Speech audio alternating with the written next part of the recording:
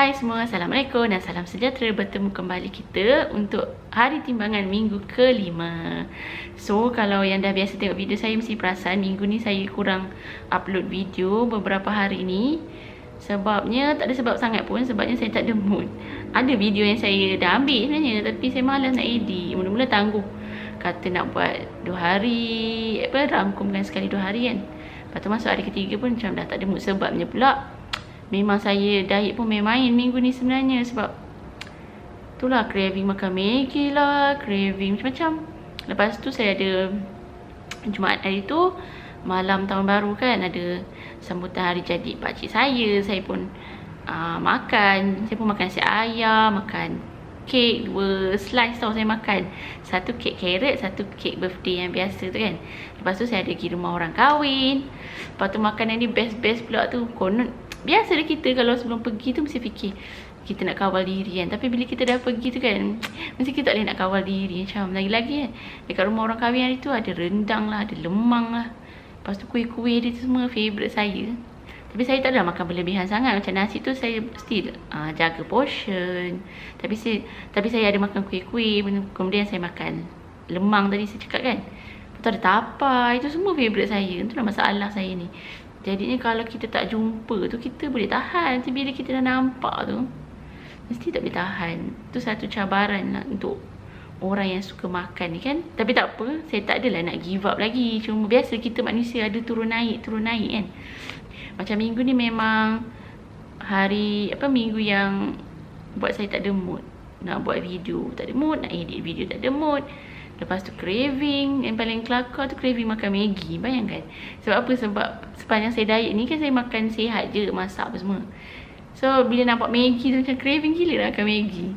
So sebabkan asyik fikir, sebelum-sebelum ni pun dah beberapa hari sebelum tu memang dah craving dah makan Maggi.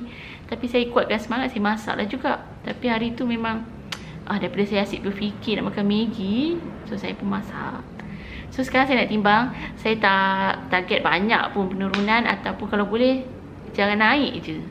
Tak turun okey, boleh terima lagi. Jangan naik. So jom kita timbang. Okey, sekarang saya naik. Kita tengok berapa.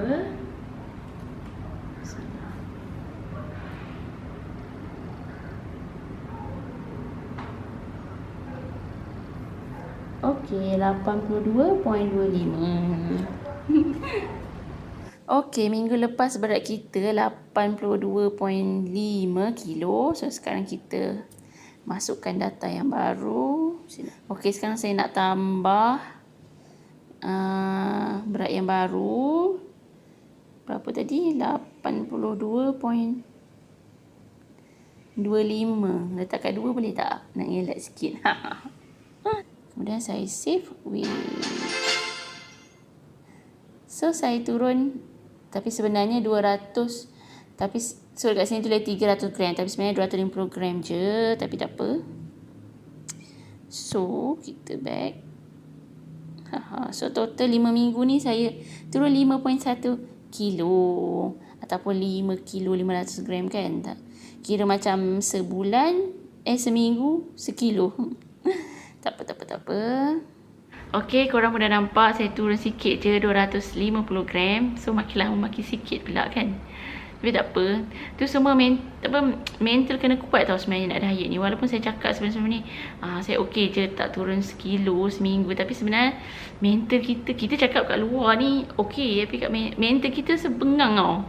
Jadi stres. Itu bagi saya lah. Macam kita dah exercise, kita dah jaga makan, tapi still kita rasa tak puas hati lah. Macam sekurang-kurangnya seminggu saya nak turun sekilo. Tapi bila tak capai tu agak buat saya kan kata stres. Agak saya hampa.